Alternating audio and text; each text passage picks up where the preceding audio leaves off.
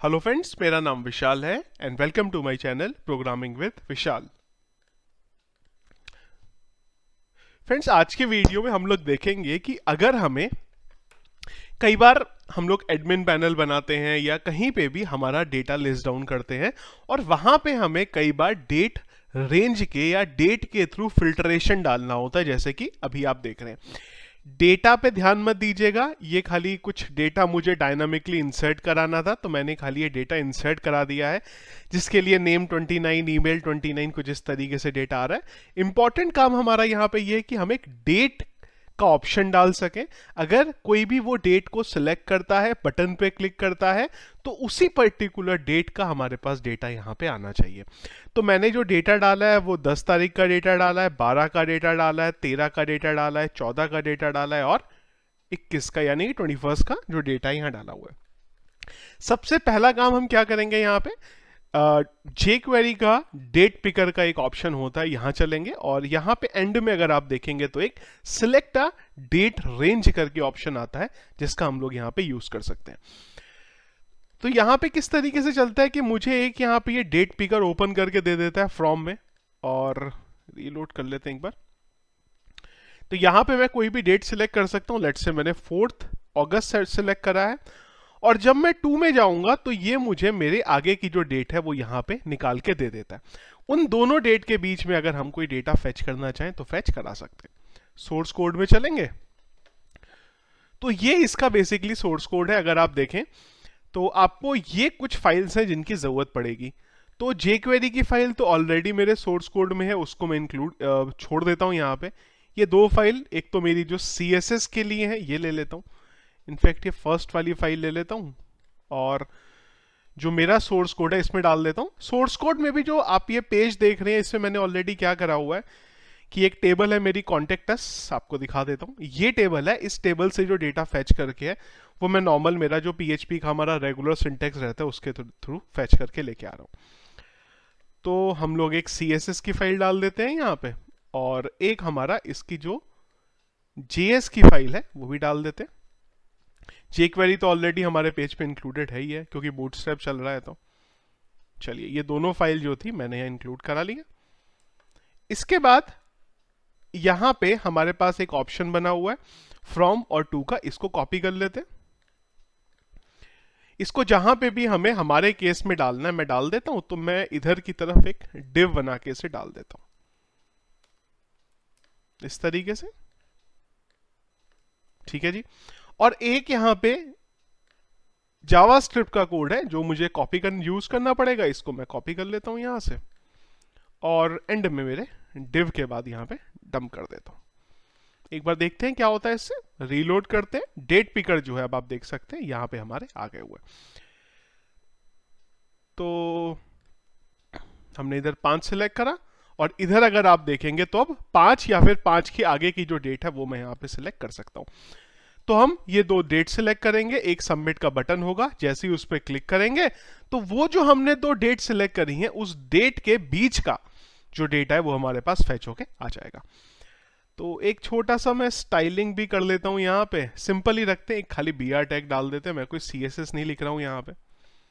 तो ये थोड़ा सा नीचे आ जाएगा और यहां पे एक बना लेते हैं इनपुट टाइप सबमिट, इसका एक नेम डाल देते हैं सबमिट और एक वैल्यू डाल देते हैं फिल्टर नाम से।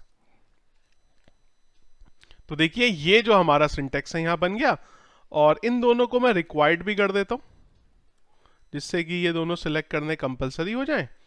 और ये जो पूरे का पूरा मेरा बनाया हमने ये इसे एक फॉर्म के अंदर डाल देते हैं इस तरीके से, फॉर्म का मेथड पोस्ट कर देते हैं। एक चीज और थी जो हम लोगों ने ये JS का यूज करा, इसमें ध्यान रखिएगा नीचे ऑलरेडी डिफाइन है कि कौन से वाले टेक्स्ट बॉक्स में फ्रॉम डालना है। तो यहां पे जो फर्स्ट वाला टेक्स्ट बॉक्स है इसकी आईडी इन्होंने फ्रॉम ली हुई है, सेकंड वाले टेक्स्ट बॉक्स की आईडी टू ली हुई है और उसी तरीके से ये जो यहां पे चल रहा है कि ये फ्रॉम है और ये टू है। चलिए जी, ऑप्शन हमारे पास आ चुका है। अब अगर मैं इसको सिलेक्ट करूं, इसके बाद ये सिलेक्ट करूं, फिल्टर के बटन पे क्लिक करूं तो हमारी रिक्वेस्ट टॉप पे जाएगी, और जैसा कि आपको पता है हम इधर आएंगे। इधर आने के बाद एक कंडीशन लगाएंगे इस सेट की, $_पोस्ट सबमिट। रेगुलर तरीका है हमारा PHP का जो हम लोग यूज करते आए हैं।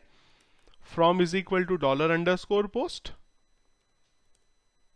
फ्रॉम उठा लेते हैं और यहां से टू भी उठा लेते हैं, इधर फ्रॉम एंड इधर टू। चलते हैं एक बार इधर, इसको भी इको करा लेते हैं और इसको भी इको करा लेते हैं, जिससे हमें पता तो चले हमने जो डेटा सर्च कराया है वो था क्या। फिलहाल एरर आ गई, लाइन नंबर 1 शायद ज्यादा है हमारा। चलिए रीलोड करते हैं। तो यहां पे हमने कोई डेट सिलेक्ट करी, फिल्टर के बटन पे क्लिक करा, तो ये आप देख सकते हैं कि यहाँ पे जो डेटा था वो हमारे पास आ गया हुआ है। लेकिन यहाँ पे छोटा सा एक इशू है हमारा। पहला इशू क्या है, देखिए जब मैं 1 अगस्त सेलेक्ट करता हूं तो मेरा डेट का जो फॉर्मेट है वो क्या है, यहाँ पे पहले मेरे पास मंथ आ रहा है, फिर डेट आ रहा है, फिर मेरे पास ईयर आ रहा है। सेम टू सेम चीज यहाँ पे भी हमारी कुछ इसी तरीके से चल रही है। तो एक काम तो हम लोग क्या करते हैं कि अगर आप यहाँ पे डिफॉल्ट डेटा देखेंगे तो यही यहाँ पे स्पेसिफाई करा हुआ है, पहले मंथ फिर डेट फिर ईयर। तो इसको मैं DD कर देता हूं और इसको मैं MM कर देता हूं यहाँ पे इस तरीके से। एक बार अभी रीलोड करके देखते हैं, इशू अभी भी होगा, क्या इशू होगा देखते हैं। हम लोग इधर आए, अब देखिए यहाँ पे कंट्रोल F5 कर लेते हैं। अच्छा अभी होगा नहीं, क्योंकि हमें यहाँ पे भी डेट फॉर्मेट को बताना पड़ेगा, जो मैंने एक्चुअली बताया नहीं है। कॉपी करेंगे इसे और सेम टू सेम चीज हम लोग यहां भी डंप कर देंगे। डेट फॉर्मेट हमने बता दिया। अगर आप यहां पे देखेंगे तो आपको बहुत सारे एट्रीब्यूट्स मिलते हैं, जैसे कि डिफॉल्ट डेट का क्या रेंज रखना है, चेंज मंथ का ऑप्शन रखना है, नंबर ऑफ मंथ किसने रखने, ये बेसिकली ये है। जब मैं यहां पे करता हूं तो 3 मंथ आ रहे हैं, अगर मैं यहां पे 1 कर दूंगा तो at a time 1 he month आएगा, इस तरीके से। तो अगर आप इस तरीके से रखना चाहते हैं तो आप इस तरीके से भी रख सकते हैं। ज्यादा अगर आपको डिटेल देखनी है तो अच्छा रहेगा कि आप एक बार वेबसाइट का लिंक भी मैं आपको डेट पिकर का दे दूंगा, वहां से आप देखेंगे तो आपको क्लियरली समझ में आ जाएगा। चलिए, तो अब हमने 1 अगस्त सिलेक्ट किया, देखिए आ गया 008 आ गया। और यहां पे जैसे कि अगर मैं 4 पे जाऊं तो 4 से पहले की सारी डेट्स बंद हो गई, ना पीछे जा सकता हूं।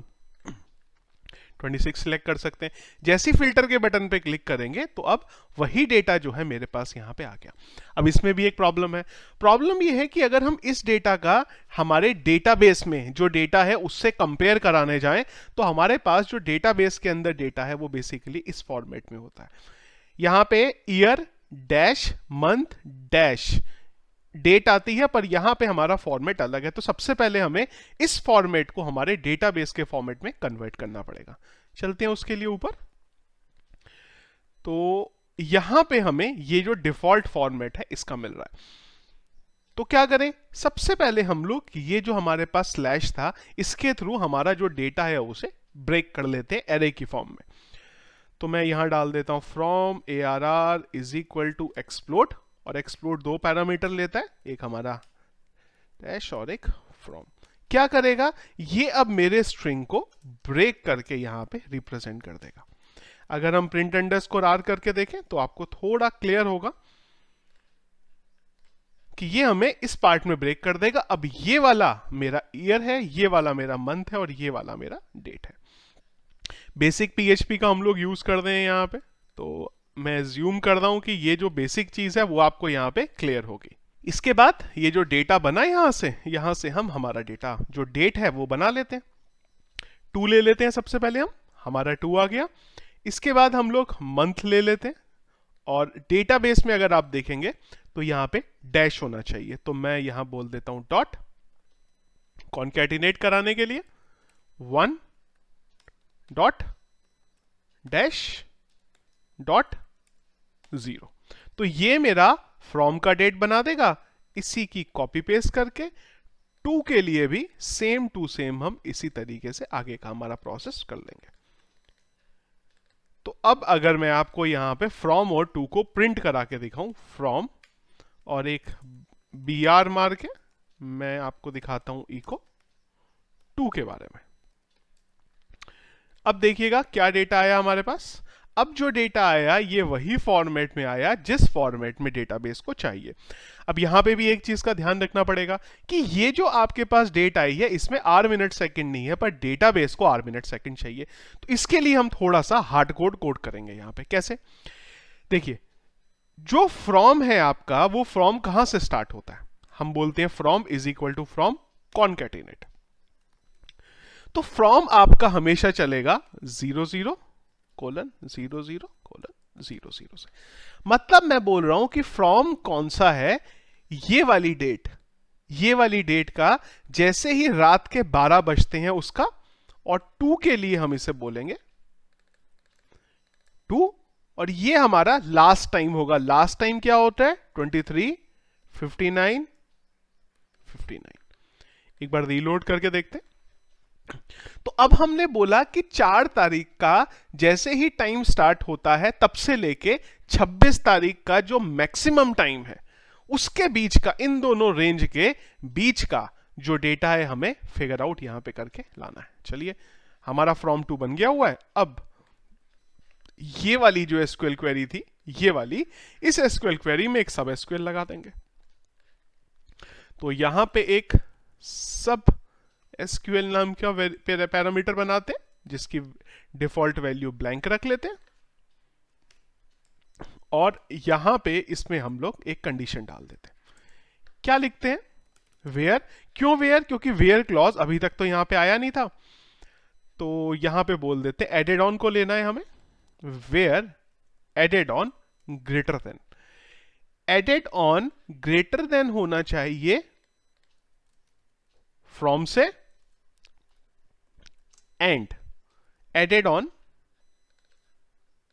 बेसिकली एडेड ऑन बड़ा होगा फ्रॉम से, साथ ही साथ जो एडेड ऑन है वो छोटा होगा 2 से हमारे। जो भी इस रेंज के बीच का डेटा है, या फिर अगर आप यहां पे इक्वल टू भी लगाना चाहें, इक्वल टू भी लगा सकते हैं, और इसको हम लोग सिंगल कोट के अंदर भी डाल देते हैं। और ये जो सब एसक्यूएल नाम से वेरिएबल है इसको हम लोग यहां पे पेस्ट कर देते हैं। अब अगर हम इस कंडीशन में नहीं जाएंगे तो इसकी वैल्यू ब्लैंक होगी, अदरवाइज जो भी हमने यहां वैल्यू डाली है वो जाएगी। आगे और पीछे यहां पे थोड़ा सा स्पेस भी स्पेसिफाई कर देते हैं। देखिए, अब हमने सबमिट किया, सब कुछ ठीक है। 21 तारीख का ये डेटा है, तो मैं एक डेटा फैच करता हूं 21 और 14 के बीच में। 7th मंथ है, यानी कि लास्ट मंथ पे जाना है हमें। तो मैंने बोला 14 तारीख से लेके 21 तारीख तक का डेटा, 21 तारीख तक का डेटा फैच करें। फिल्टर पे क्लिक करते हैं, तो देखिए जैसे ही हम यहां पे आए तो देखिए इस बार 21 और 14 का डेटा मेरे पास आया।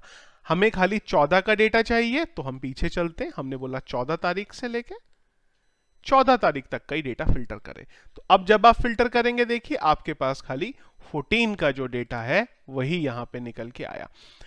आइडियली जब हमने डेटा फैच किया है तो वो डेटा हमें यहां पे पॉपुलेट भी कराना चाहिए। चलिए उसको भी करा लेते हैं।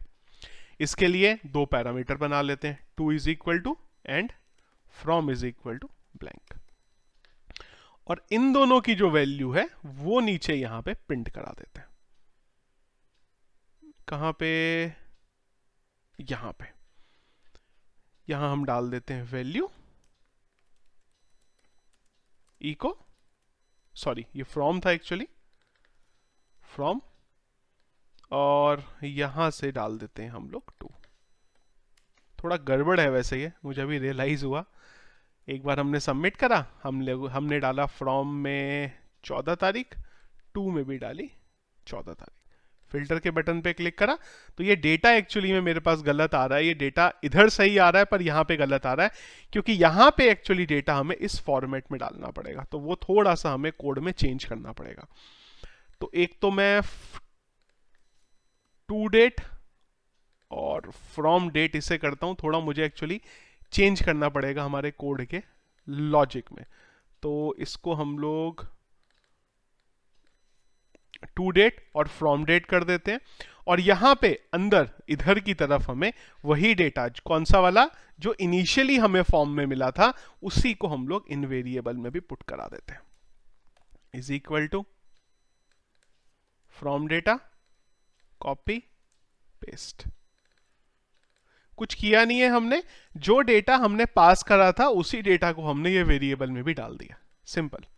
अब देखिएगा एरर आ गई। एरर क्यों आई? From date to date, from date कुछ तो हमने गलत लिखा है शायद। अच्छा, यहां मैंने लिखा फ्रॉम डेट और यहां लिखना था मुझे DATE, डेटा। डेट हमने लिखा था ना, डेटा लिख दिया हमने गलत से। अच्छा, टू डेट मैंने गलत बना दिया था यहाँ पे। इसे कॉपी पेस्ट कर देते हैं और ये भी डेट हो जाएगा और ये भी डेट हो जाएगा। चलिए जी, रीलोड करते हैं, बराबर है।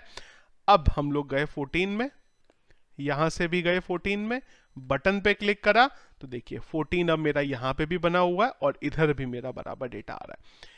कोई ऐसी डेट जिस डेट का डेटा नहीं अवेलेबल है तो हमारे पास कुछ आता नहीं है, क्योंकि हमने उसके लिए यहाँ पे कंडीशन नहीं कोई भी डाली हुई है। तो एक छोटा सा काम, आखिरी काम और कर लेते हैं। एक कंडीशन लगा लेते हैं कि जब ये एसक्यूएल क्वेरी हमें मिली, इसको कोई डेटा मिला कि नहीं मिला। अगर नहीं मिला तो यहाँ पे नो डेटा फाउंड का मैसेज दिखा देते हैं। तो PHP if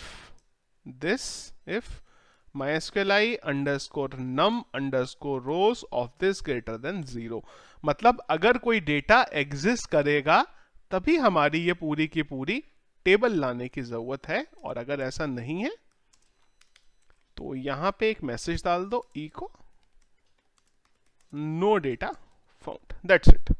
देखिए जी, रीलोड किया, अब मैसेज आ गया नो डेटा फाउंड। और अगर कोई डेटा है, यानी कि 14 तारीख में डेटा हमारे पास था, 14 का डेटा आ गया, 14 के साथ इस महीने का डेटा चाहिए तो इस महीने का डेटा आ गया।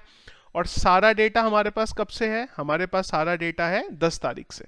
तो अगर मैं 9 तारीख से डेटा फैच करूं तो मेरे पास ये सारा का सारा जो डेटा है वो इस तरीके से फैच होके आ जाएगा। तो ये तरीका नॉर्मली हम लोग यूज करते हैं जब भी हम कोई एडमिन पैनल बनाते हैं और वहां पे हमें डेटा सर्च का, डेटा फिल्टरेशन का ऑप्शन डालना होता है बेसिस ऑन डेट फ्रॉम और टू। तो ये प्रोसेस आप यूज हमेशा कर सकते हैं। सोर्स कोड इसका आपको मैं वीडियो के डिस्क्रिप्शन पे दे दूंगा टेबल के साथ साथ, तो अगर आप इसकी प्रैक्टिस करना चाहते हैं तो इसकी प्रैक्टिस भी आप कर सकते हैं। तो ये था फ्रेंड्स हमारा आज का वीडियो, कैसे हम लोग डेट का यूज करते हैं हमारे डेटा को फिल्टर करने के लिए। तो वीडियो फ्रेंड्स अगर आपको पसंद आया तो इसको लाइक और शेयर जरूर करिएगा। चैनल में अगर आप नए हैं और आगे भी मेरे वीडियोस देखना चाहते हैं तो जरूर हमारे चैनल को सब्सक्राइब कर लीजिएगा। Thank you.